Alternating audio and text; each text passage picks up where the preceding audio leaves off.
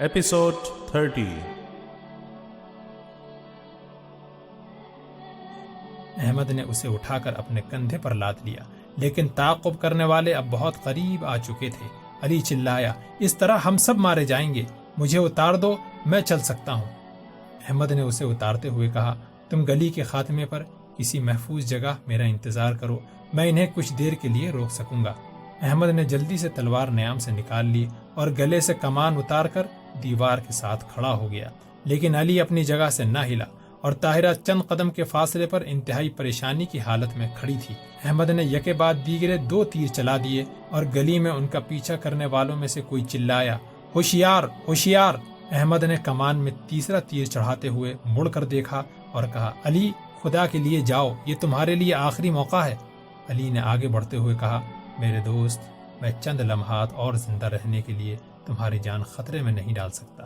علی ٹھہرو! لیکن علی ڈگمگاتا ہوا تاریکی میں روپوش ہو گیا۔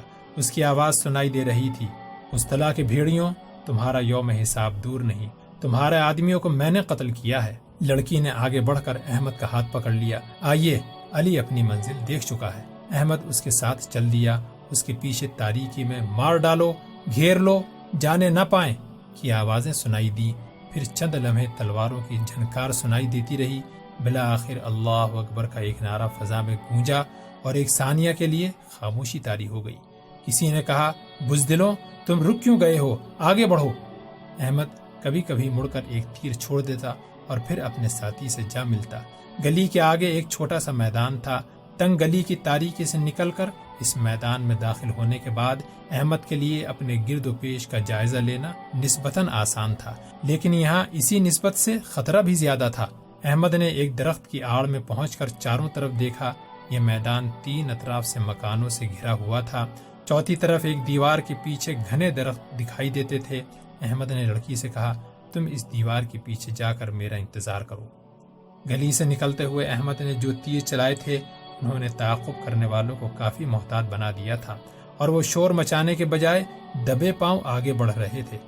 جوں ہی وہ گلی سے باہر آئے، احمد نے تیر برسانے شروع کر دیے۔ اس کے پہلے 2 تیر نشانے پر لگے اور تعاقب کرنے والے آگے بڑھنے کے بجائے 2 زخمیوں کو چھوڑ کر شور مچاتے ہوئے پھر گلی میں غائب ہو گئے۔ احمد دیوار کی طرف بھاگنے لگا، لیکن اچانک گلی کی طرف اللہ اکبر کے نعرے سن کر وہ رک گیا۔ قسطلہ کے 5-6 سپاہی دوبارہ گلی سے نکل کر میدان کی طرف بھاگ رہے تھے اور 15-20 آدمی مار ڈالو، پکڑ لو کے نعرے لگاتے ہوئے ان کا پیچھا کر رہے تھے۔ ایک سپاہی بدحواسی کی حالت میں بھاگتا ہوا احمد کے قریب آ نکلا اور اس نے اسے تیر مار کر گرا دیا۔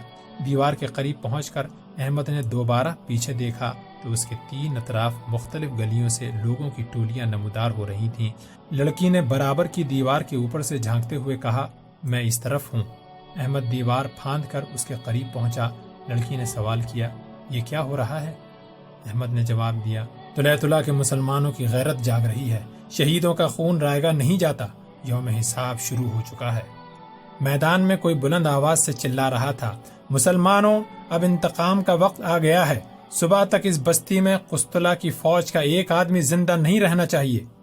لڑکی نے کہا، اب خدا معلوم اس کا انجام کیا ہوگا۔ ہمارے رہنما کی ہدایت تھی کہ ایک معین وقت سے پہلے کسی قسم کی کارروائی شروع نہ کی جائے۔ اب صبح تک قسطلہ کے تمام سپاہی اور یحییٰ کی فوج اور پولیس اس بستی میں مار دھاڑ شروع کر دے گی۔ احمد نے کہا، میں آپ سے یہ پوچھنا چاہتا ہوں کہ دریا سے پار آپ کے لیڈر کے ساتھ کتنے آدمی ہیں؟ وہاں صرف شہر اور مضافات کے خاص کارکنوں کو جمع ہونے کا حکم ملا ہے۔ انہیں حملے کا طریقہ کار اور وقت متعین کر کے کچھ عرصے اپنے اپنے علاقے میں کام کرنا تھا۔ اب یہ کارروائی قبل از وقت ہے۔ احمد نے کہا، اب ہمیں جلد از جلد ان کے پاس پہنچنا چاہیے۔ کمان سے نکلا ہوا تیر واپس نہیں آ سکتا، ہمیں اس ابتدا سے بہترین نتائج پیدا کرنے کی کوشش کرنی چاہیے۔ لڑکی نے کہا، چلیے، دریا اس طرف ہے۔ باغ سے نکلنے کے بعد وہ کھیتوں میں ایک پگڈنڈی پر ہو لیے۔ دریا کے قریب ایک چھوٹے سے ٹیلے پر انہیں چند جھوپڑیاں دکھائی دیں۔ وہ ٹیلے کے قریب پہنچے تو نیچے دریا کے کنارے 3 چھوٹی چھوٹی کشتیاں کھڑی تھیں۔ لڑکی نے کہا، آپ ٹیلے پر چڑھ کر آواز دیں۔ احمد نے کہا، نہیں، اس وقت لوگوں کو جمع کرنا مناسب نہیں، میں کشتی چلا سکتا ہوں۔ وہ ایک کشتی پر سوار ہو گئے۔ افق مشرق سے صبح کا ستارہ نمودار ہو چکا تھا اور آسمان پر تاریکی کا پردہ بتدریج ہلکا ہو رہا تھا۔ وہ دھندلی روشنی میں کبھی کبھی ایک دوسرے کی طرف دیکھتے اور پھر آنکھیں جھکا لیتے۔ احمد نے کہا، آپ تھک گئی ہوں گی؟ نہیں، لڑکی نے جواب دیا۔ آپ کا نام طاہرہ ہے؟ ہاں، لڑکی نے جواب دیا۔ تھوڑی دیر دونوں خاموش رہے۔ اچانک لڑکی نے کہا، جب میں باغ کی دیوار کے پیچھے کھڑی آپ کا انتظار کر رہی تھی تو مجھے ایک بات کا افسوس ہو رہا تھا۔ میں سوچ رہی تھی کہ وہ تعداد میں زیادہ ہیں، ممکن ہے کہ میں آپ کو دوبارہ نہ دیکھ سکوں۔ کاش میں آپ کا نام ہی پوچھ لیتی۔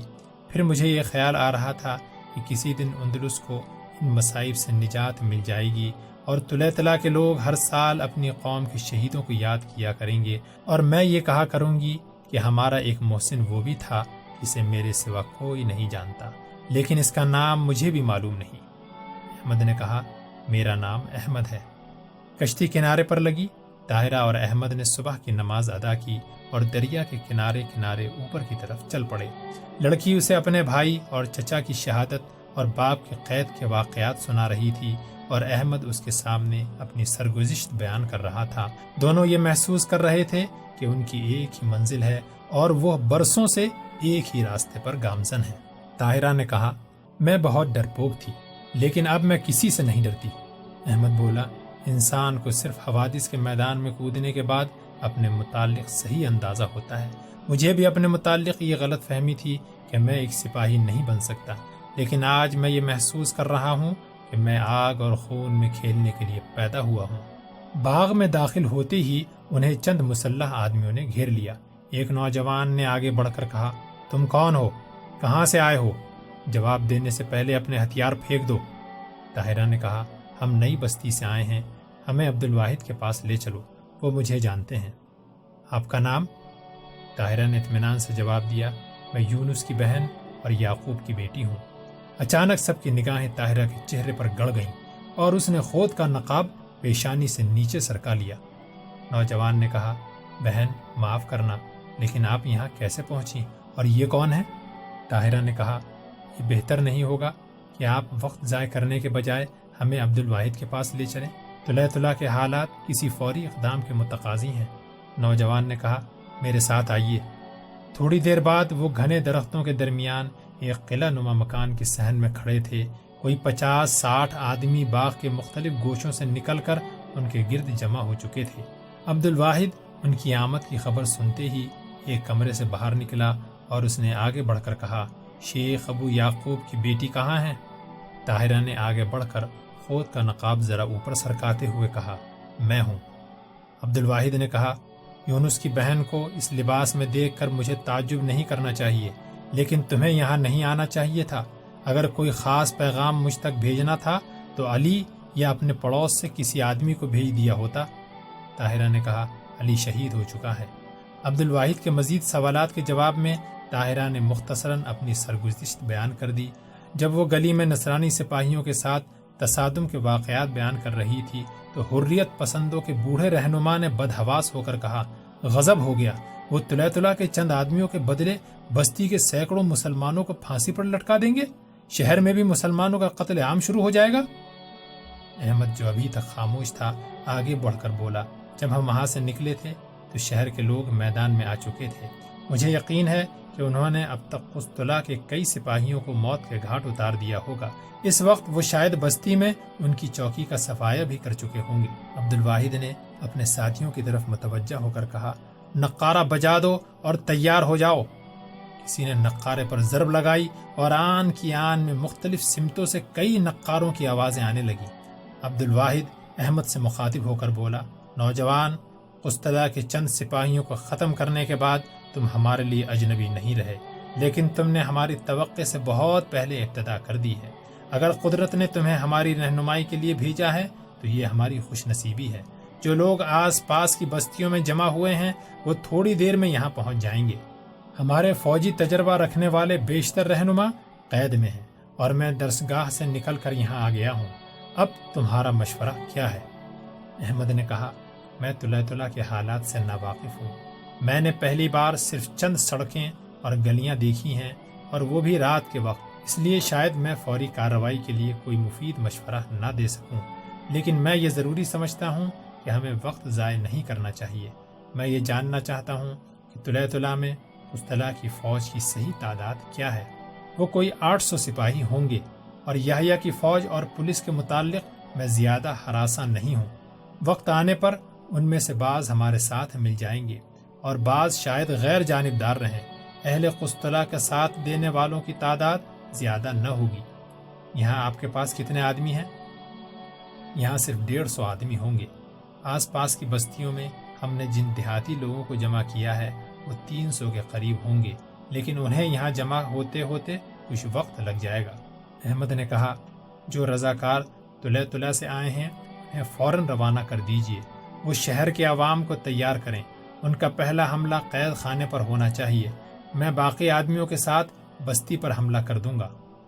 جب عبد الواحد اور شہر کے چند رضاکار احمد کا ساتھ حملہ کرنے کی تفصیل طے کر رہے تھے، طاہرہ سے بستی کے چند آدمی اپنے اپنے گھروں کا حال پوچھ رہے تھے کہ ایک سوار سرپٹ گھوڑا دوڑاتا ہوا باغ میں داخل ہوا۔ اس نے اطلاع دی کہ طلوع آفتاب سے پہلے پہلے بستی کے لوگوں نے قسطلہ کے سپاہیوں کا خاتمہ کر دیا تھا۔ اب شہر سے ان کے چند دستے پہنچ گئے ہیں اور بستی کے لوگ شاید دیر تک ان کا مقابلہ نہ کر سکیں۔ دوپہر کے قریب بستی سے باہر اسی میدان میں جہاں سے رات کے وقت بستی کے لوگوں نے قسطلہ کے پہرے داروں پر حملے کی تیاری کی تھی، ایک اور کھیل کھیلا جا رہا تھا۔ قسطلہ کے 200 مسلح سپاہی بستی کی عورتوں اور مردوں کے ایک ہجوم کے گرد گھیرا ڈالے کھڑے تھے۔ ایک افسر کے حکم سے 10 مردوں اور 7 عورتوں کو اس ہجوم سے علیحدہ کر کے ایک مکان کی دیوار کے ساتھ کھڑا کر دیا گیا، اور ان سے 15-20 قدم کے فاصلے پر قسطلہ کے تیر انداز صف باندھ کر ان کے سامنے اور چند سوار تیر تان کے ان کے دائیں بائیں کھڑے ہو گئے۔ ایک شخص جو اپنے لباس سے یحییٰ کے پولیس کا افسر معلوم ہوتا تھا آگے بڑھا اور اس نے بلند آواز سے ایک فرمان پڑھ کر سنایا، تمہیں طلح کے انصاف پسند حکمران امیر یحییٰ القادر کے خلاف بغاوت اور قسطلہ کے بہادر سپاہیوں کو قتل کرنے کے جرم میں موت کی سزا سنائی جاتی ہے۔ قسطلہ کی سپاہیوں کا ایک افسر گھوڑا دوڑاتا ہوا تیر اندازوں کے قریب پہنچا اور اس کے حکم سے انہوں نے کمانوں پر تیر چڑھا لیے۔ اب بستی کے لوگوں میں سے کسی کو اپنے انجام کے متعلق غلط فہمی نہ تھی۔ بعض عورتیں اور بچے چیخیں مار مار کر رو رہے تھے۔ قسطلہ کے سپاہی انہیں اپنی تلوار اور نیزوں سے ڈرا ڈرا کر خاموش کرنے کی کوشش کر رہے تھے۔ قسطلہ کے افسر نے تیر اندازوں کو نشانہ باندھنے کا حکم دیا۔ اچانک ایک لڑکی چیخ مارتی ہوئی ہجوم سے نکلی اور بیشتر اس کے کہ کوئی اس کا راستہ روک سکتا، وہ بھاگتی ہوئی دیوار کے قریب پہنچ کر ایک نوجوان کے ساتھ لپٹ گئی۔ 2 سپاہیوں نے آگے بڑھ کر اسے بازوؤں سے پکڑ کر کھینچنے کی کوشش کی، لیکن افسر چلایا، اسے وہیں رہنے دو۔ لڑکی کی چیخیں اچانک بند ہو گئیں اور وہ نوجوان کا بازو پکڑ کر صف میں کھڑی ہو گئی۔ افسر کے حکم سے تیر اندازوں نے دوبارہ اپنی کمانیں سیدھی کر لیں، لیکن اچانک باغ کی طرف سے تیروں کی ایک بوچھار آئی اور قسطلہ کے نصف سے زیادہ تیر انداز زخمی ہو کر گر پڑے۔ ایک تیر افسر کی پسلی میں لگا اور اس کا سر ایک طرف جھک گیا۔ تیروں کی ایک اور بوچھار آئی اور قسطلہ کے 15-20 اور آدمی گر پڑے۔ اس کے ساتھ ہی طلح کے حریت پسند باغ کی دیوار پھاند کر میدان میں آ گئے اور انہوں نے تلواروں اور نیزوں سے قسطلہ کے سپاہیوں پر حملہ کر دیا۔ اچانک نہتے مردوں اور عورتوں کے ہجوم میں زندگی کی ایک لہر اٹھی اور وہ بھی قسطلہ کے سپاہیوں کے ساتھ گتھم گتھا ہو گئے۔ احمد بن عبد المنعم چلایا، تمام گلیوں کی ناکہ بندی کر دو، ان بھیڑیوں میں سے کوئی زندہ نکلنے نہ پائے۔ تھوڑی دیر کے اندر میدان کے ہر کونے میں قسطلہ کے سپاہیوں کی لاشیں بکھری ہوئی تھیں۔ حریت پسندوں نے 10-15 سواروں کے سوا جو مار دھاڑ کرتے ہوئے ایک گلی کے راستے فرار ہو گئے تھے، کسی کو بچ نکلنے کا موقع نہ دیا۔ تھوڑی دیر بعد جب احمد شہر کا رخ کر رہا تھا تو 300 رضاکاروں کے علاوہ بستی کے قریباً 1,500 آدمی اس کے ساتھ تھے۔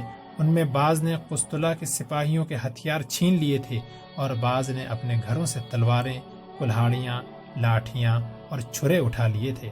احمد نے کشادہ سڑک پر پہنچ کر طاہرہ کی طرف دیکھا، وہ خون آلودہ تلوار اٹھائے اس کے ساتھ ساتھ جا رہی تھی۔ احمد نے کہا، طاہرہ اب تم گھر جاؤ۔ اس نے جواب دیا، نہیں، میں طلح کے محل پر آزادی کا پرچم دیکھے بغیر واپس نہیں جاؤں گی۔ شہر کے دروازے تک پہنچتے پہنچتے مضافات سے 5000 آدمی ان کے ساتھ شامل ہو چکے تھے۔ اس عرصے میں رضاکاروں کا دوسرا گروہ شہر کے عوام کو تیار کر چکا تھا۔ باہر سے حملہ آوروں کی آمد کی خبر سنتے ہی قسطلہ کے سپاہیوں کا ایک دستہ دروازے کی حفاظت کے لیے پہنچا، لیکن اہل شہر نے انہیں موت کے گھاٹ اتار کر دروازہ کھول دیا۔ طلح کے عوام اپنے گھروں، مسجدوں اور درس گاہوں سے نکل کر حملہ آوروں کے ساتھ شامل ہوتے گئے۔ یحییٰ کی فوج اور پولیس کے بعض دستے بھی حریت پسندوں کے ساتھ شامل ہو گئے اور انہوں نے حملہ آوروں کے پہنچنے سے پہلے ہی قید خانے کے دروازے کھول دیے۔ قسطلہ کے سپاہی اپنی مختلف چوکیوں سے مار کھا کر بھاگے اور انہوں نے یحییٰ کے محل میں پناہ لی۔